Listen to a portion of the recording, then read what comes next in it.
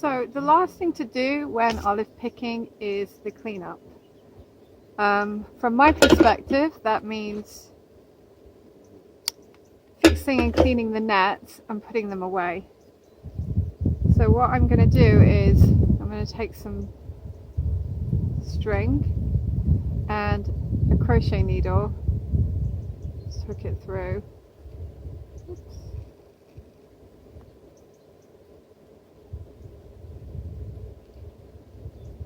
Tie it in a little knot, and then that's it. So I take a hole like this and I'm just going to push it through. If we had taken more care to carefully prepare the ground and we hadn't been so rough with the nets when we were working, then we wouldn't have so many problems with holes.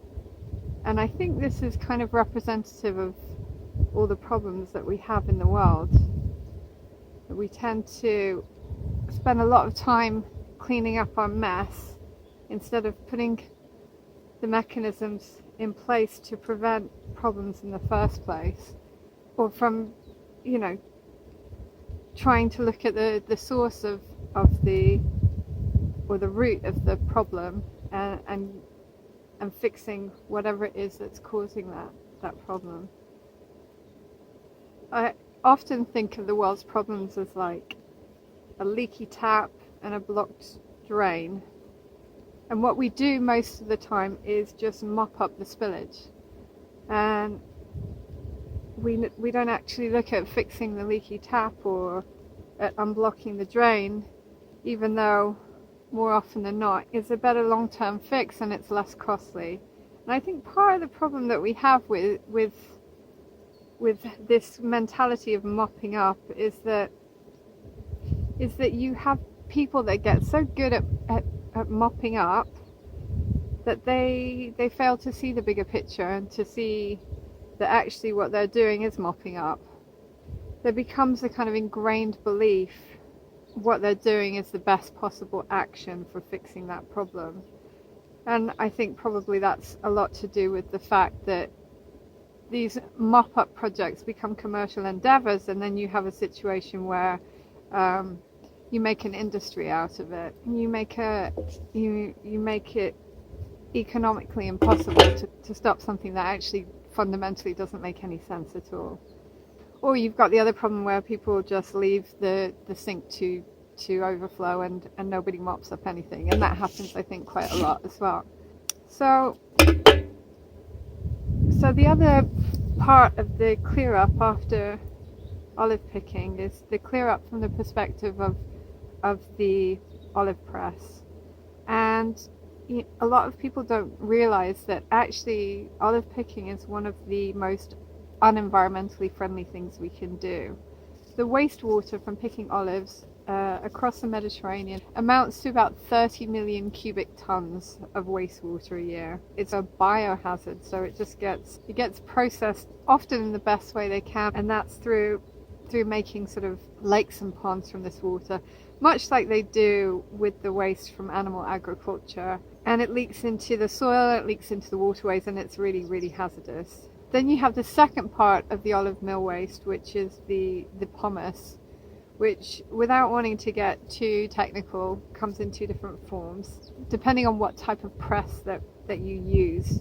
So the type of press that I use currently is called a three-phase press, and they end up with a cake. So it's a really dry pomace that is then used actually and recycled to become, more often than not, pellets for pellet burning stoves. So not necessarily a bad use of that byproduct. The olive press that I'm hoping to use is called a two-phase press, and this is the press that's going to be the organic press, which I'm hoping to use when I register as organic and I get certified as organic. So this will be in about 3 years. And what they end up with is a kind of liquidy pomace. The wastewater ends up being a lot less because most of it is retained within the pomace itself. It's not such a dry pomace. This type of pomace is often disposed of in a really unenvironmentally friendly kind of way. It is a biohazard in the same way that the water is. It leaks into the soil and the waterways.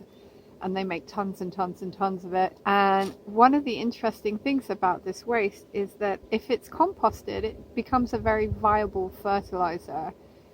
And so this year, that's one of the things that I was hoping to achieve in terms of making this process much more environmentally friendly and being conscious of the waste that I produce. So I went to visit the organic press just around the time I started picking the olives. And he was a really nice guy. I went to see him.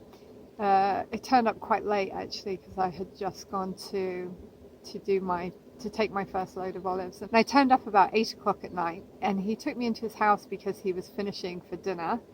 And I came in and there was his entire family, and they were eating, and they invited me to eat, which was really kind of them. But the upshot of the meeting was that there are not exclusively organic presses in Abruzzo.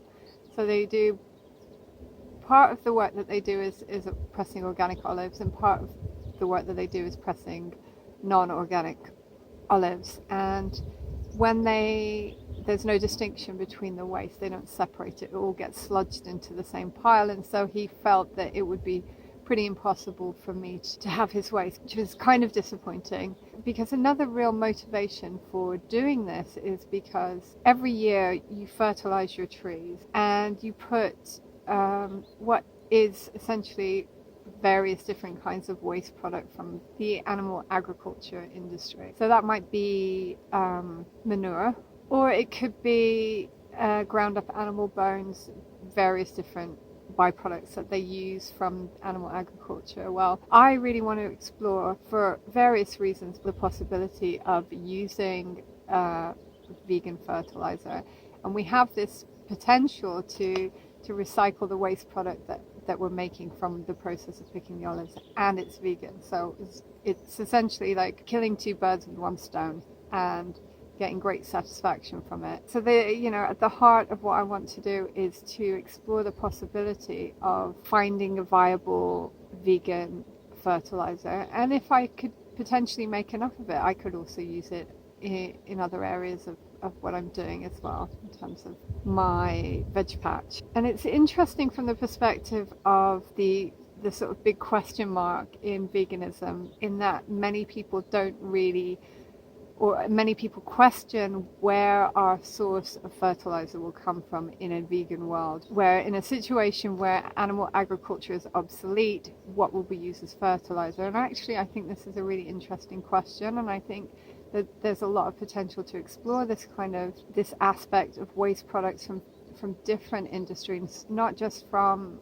the olive industry, but this could be applied across the board in terms of any kind of fruit or nut production. As a fruit juice or non-dairy milk production, there would be a certain amount of waste there that could be turned into potentially a viable fertilizer. The sludge itself in the olive mill waste process is not a viable fertilizer. You have to mix it with other things to try and effectively compost it. And one of the interesting things is that you can basically do an 80-20% mix using the prunings from the olive trees. So any olive cuttings that you've got, you can use that to mix with the pomace and make a viable fertilizer. And presumably you could do that from any kind of prunings that you do with any fruit trees when you're making juice, for example. So these are the kinds of things that I have been mulling over. So one of the things that I didn't explain is that I would have to get the waste product that I use to compost, to turn into fertilizer, would have to be organic if I'm going to be registered as organic. So whatever I put on the ground now has to be organic, which is why I went to approach the organic press to see if I could get some of his waste. I obviously was rejected by him, and I went to speak to a friend of mine called Manolo, who is the husband of one of my dear friends, Isabel, and they produce organic olive oil, and I wanted to ask him what he thought about the situation. And the upshot was that he really felt that you don't have to put anything on the soil. You don't have to fertilize. It's not essential. The trees will grow. The olives will grow. You'll still get a reasonable degree of productivity from the tree, even if you don't fertilize. And actually, because we don't turn the soil around our trees, and it's in essence a kind of permacultural approach to olive picking, because there's a wild meadow, a lot of the integrity of the soil will be retained anyway. So the nutrients that the tree is able to get from our soil will be much greater than from a field which is turned annually. And we haven't actually touched our field for probably, when I say we haven't touched, I mean we haven't turned our field. We mow the meadow once a year, but we haven't touched it for probably about 10 years. And so the nutrients that the trees are getting from the soil is sufficient, and we shouldn't have a problem in terms of production, even if we decide not to put anything on the trees this year. And it actually is interesting because there was every year you get a kind of a different harvest, and we had great success this year, and an abundance of olives, and the trees were dripping with olives. And everywhere we look, the trees around us were in neighboring plantations. The trees were very sparse of olives. And when I took the olives to the olive press, the guy that runs the olive press there said that they haven't had much luck in that area this year, in Loreto, where I take the olives. So, you know, there is definitely something in the fact that we are leaving the soil just to be natural. And also, if you prune your trees really effectively, you're going to get a greater production. And I think probably because my husband is a tree surgeon, perhaps his method for pruning has maximized our yield. So if we wait, we don't have to put anything on our trees. I can wait until, well, I can go on forever and never put anything on the trees, and they effectively, or in theory, it should be fine. But I still have the question from my own ethical standpoint that in processing those olives, we are producing an enormous amount of waste that is a biohazard, and I want to find an effective way of reducing my impact, my negative ecological impact, and to think about how we can use our waste, and that's still important to me. And I explained this to Manolo. So even if I can offset that, so I can't actually use my own waste because I can't use an organic press until we're certified. So at the moment, any waste that I get from the press that I use would not be organic. So Manolo has agreed to let me come with him next year, and to hopefully negotiate with his olive press to take away his pomace, and to start the process next year of reducing my impact, to compost the waste, and to minimize the ecological impact that we have when we olive pick. But for this year, unfortunately, there's very little I can do right now. But we won't be putting fertilizer on our trees this year, and we're going to try the approach that Manolo suggested and see how it goes. So it will be interesting to see if we do get the same kind of yield, or if we get even a comparable yield to some of the other plantations around us. So that's where we are. That's what I'm working towards, and that's where my heart is. I'm really, really hoping that I can make something that becomes a project that perhaps we can spread out to other people and get the message across that this is something that's damaging to our environment. It's a regional problem that has to be addressed, and I think the more people that get interested in it, the more people that see that it's viable, that it's beneficial, and that it can work in a really simple way, hopefully the more people will come on board.